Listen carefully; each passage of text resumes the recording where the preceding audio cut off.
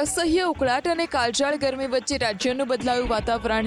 અરવલ્લી અને સાબરકાંઠા જિલ્લામાં વરસ્યો પ્રી મોન્સૂન એક્ટિવિટીનો વરસાદ. અરવલ્લી જિલ્લાના મુખ્ય મથક મોડાસા, માલપુર અને ભિલોડા તાલુકા સહિત યાત્રાધામ શામળાજી પંથકમાં પણ વહેલી સવારે ધોધમાર વરસાદ વરસ્યો. ગ્રામ્ય વિસ્તારોની વાત કરીએ તો માલપુર ઉપરાંત ભિલોડાના વાશેરા કંપા, સુનોક અને મોડાસાના ઇસરોલ, જીતપુર અને જીવણપુર પંથકમાં પણ વરસાદ વરસ્યો.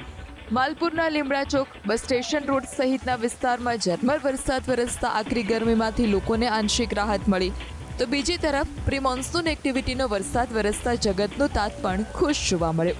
હવામાન વિભાગની આગાહી મુજબ સાબરકાંઠા જિલ્લામાં પણ બદલાયું વાતાવરણ. હિંમતનગર અને વડાલીમાં વહેલી સવારથી જ કાળા ડિબાંગ વાદળો વચ્ચે ઝરમર વરસાદ વરસ્યો.